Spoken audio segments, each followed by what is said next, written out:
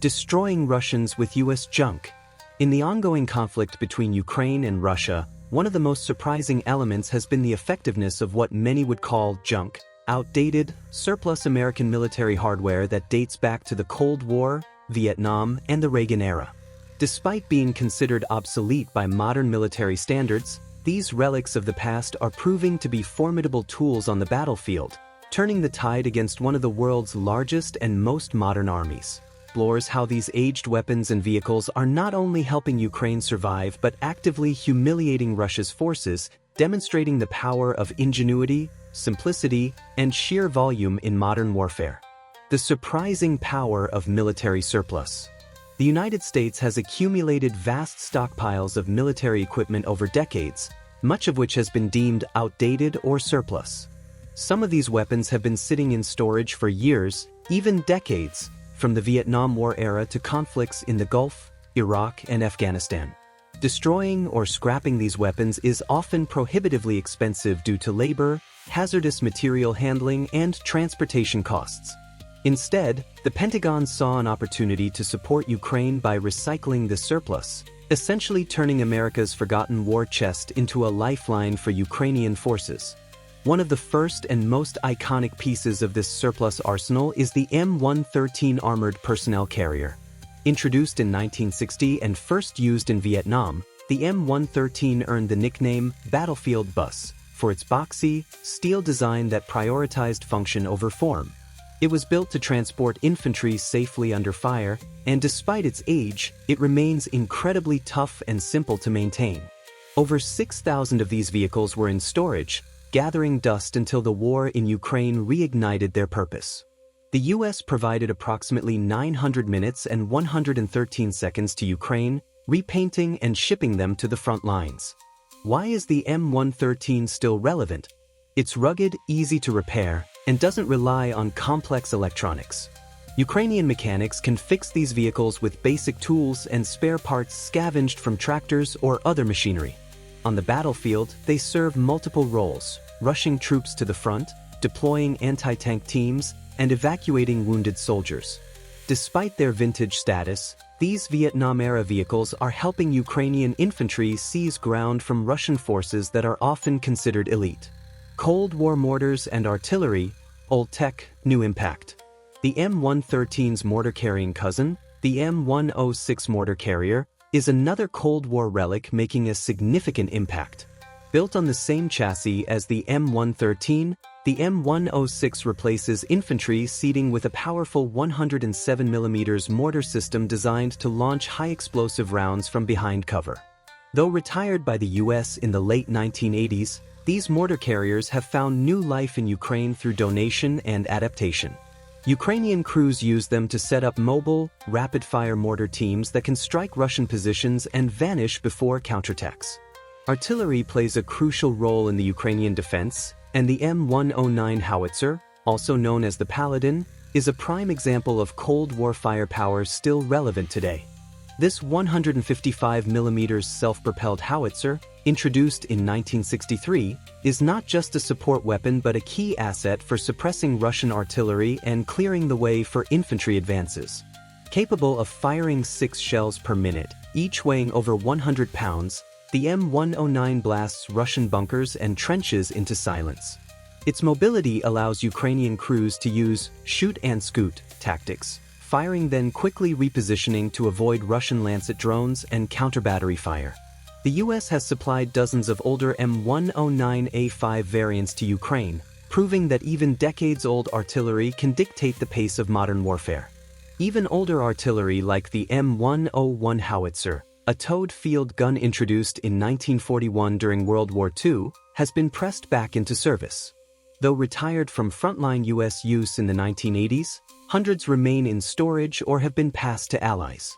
Lithuania and the U.S. have sent M101s to Ukraine, where their simplicity and ruggedness make them effective against Russian trench lines, soft-skinned vehicles, and fortified positions.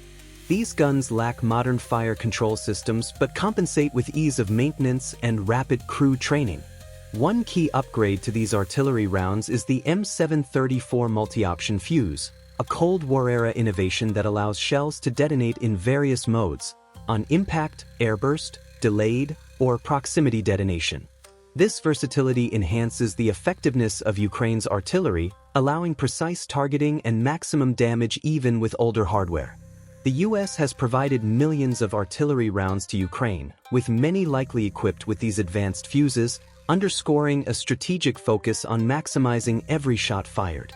Reviving air defense and rocket systems. While ground forces benefit from repurposed vehicles and artillery, Ukraine's air defenses have also been bolstered by vintage American systems. The Hawk, homing all-the-way killer missile system, developed in the 1950s and deployed widely during the Cold War, has been refurbished and supplied to Ukraine. Originally designed to intercept Soviet bombers at medium range, the Hawk system incorporates radar and missile launchers capable of engaging low to medium-altitude threats. Despite its age, the Hawk remains effective. Since its introduction into Ukrainian service, units like the 14th Anti-Aircraft Missile Regiment have successfully used Hawk missiles to shoot down cruise missiles and dozens of Shahed-136 drones. This vintage system, upgraded over decades but still rooted in 1960s technology, has become a critical component of Ukraine's layered air defense, protecting troops from aerial threats that range from drones to manned aircraft. Another fascinating example of repurposed hardware is the Zuni rocket, a 127mm air-to-ground rocket developed in the 1950s for carrier-based U.S. aircraft. Though obsolete for modern air forces, tens of thousands of surplus Zunis were sent to Ukraine. Ingeniously, Ukrainian engineers adapted Soviet-era BM-21 Grad rocket launchers to fire these rockets from the ground, creating a makeshift artillery system that delivers devastating volleys of high-explosive firepower. This adaptation highlights Ukraine's creativity in turning forgotten weapons into frontline force multipliers. Modernizing Cold War missiles. The AGM-88 HARM. Not all repurposed weapons are low-tech relics. Some are sophisticated Cold War-era missiles updated and integrated into Ukraine's defense in innovative ways.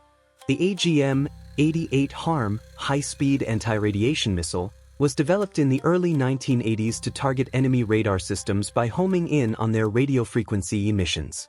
Originally launched from U.S. aircraft such as the F-16 and 6B Prowler, Ukraine had no compatible Western aircraft.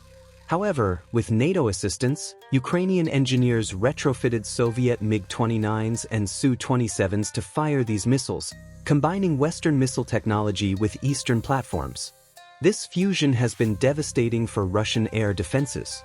Ukrainian forces have destroyed dozens of Russian radar and missile sites, including S-300 and Buk systems, severely limiting Russia's ability to control contested airspace.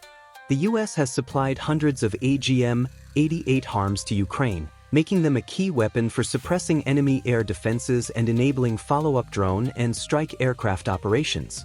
Legacy anti-tank and air defense weapons. Javelin and Stinger. Alongside Cold War relics, some relatively modern weapons from the 1990s have also played a pivotal role. The Javelin anti-tank missile, introduced in the mid-1990s, uses infrared imaging to fire and forget, allowing operators to hide immediately after launch. Its top attack method targets the weak armor atop tanks, making it extremely effective. Early generation javelins, stored for years and considered nearing obsolescence by U.S. standards, were among the first sent to Ukraine. These missiles have a kill rate estimated at 90% against Russian armor, making them critical in the early stages of the conflict. The Stinger missile, a man-portable air defense system from the 1980s, also returned to the spotlight. Famous for its use in the Soviet-Afghan War, the Stinger uses infrared homing to target low-flying aircraft and helicopters. In Ukraine, it has been essential for countering Russian Ka-52 attack helicopters, Orlan drones, and other low-altitude threats.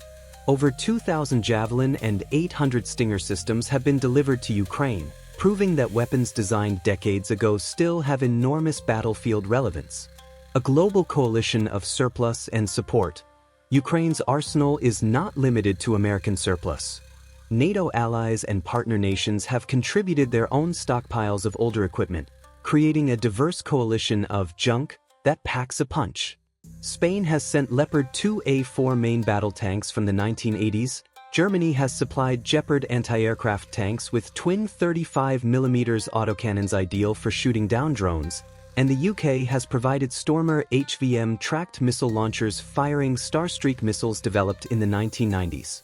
Australia contributed 120 Bushmaster protected mobility vehicles from its reserve fleet, rugged armored trucks originally designed for Iraq and Afghanistan. France sent AMX-10 RC reconnaissance vehicles from the late 1970s, Belgium supplied M113 armored personnel carriers and Minimi machine guns from reserve stocks, and the Netherlands contributed YPR-765 infantry fighting vehicles, a Dutch variant of the M113.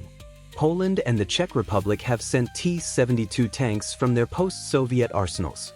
Each piece of hardware, no matter how old, tells the same story. Nations digging deep into storage yards, museums, and reserve depots to keep Ukraine fighting. This global effort underlines the strategic value of volume, logistics, and rapid deployment of proven, reliable equipment. Why old weapons still win battles? What makes this strategy so effective? It's not about having the newest, flashiest weapons. It's about putting usable, reliable gear into the hands of determined soldiers quickly and in large quantities. Many of the weapons considered outdated by US and NATO standards still outperform or at least hold their own against Russian equipment when used with tactical savvy and solid training. Russian forces face a relentless barrage of artillery, armor, and missiles from systems that Moscow often dismisses as relics. Yet, Ukrainian troops wielding these junk weapons have repeatedly pushed back Russia's advances, inflicting heavy losses and forcing costly retreats. The psychological impact of this cannot be overstated. Russia faces not just superior technology but unyielding Ukrainian resolve armed with repurposed steel and firepower. Conclusion: the unexpected hero of Ukraine's fight. The story of Ukraine's military success is as much about resourcefulness and grit as it is about technology. America's surplus military equipment, once considered junk, has found a new lease on life on the battlefields of Eastern Europe. From M113 armored personnel carriers and M109 howitzers to Hawk missile systems and Javelin anti-tank missiles, these weapons prove that age is just a number when matched with determination and innovation. This global coalition of surplus hardware and shared resolve is rewriting the rules of modern war. It shows that you don't need the latest fighter jets or main battle tanks to make a difference. Sometimes, all you need is enough junk with a purpose. As Ukraine continues its fight for survival, these old war machines stand as a testament to the power of adaptability and the enduring value of proven military technology. What do you think? Is America's surplus truly the unexpected hero in Ukraine's defense, or just a cost-effective way to clear out old stockpiles? Share your thoughts and engage with this fascinating chapter of military history.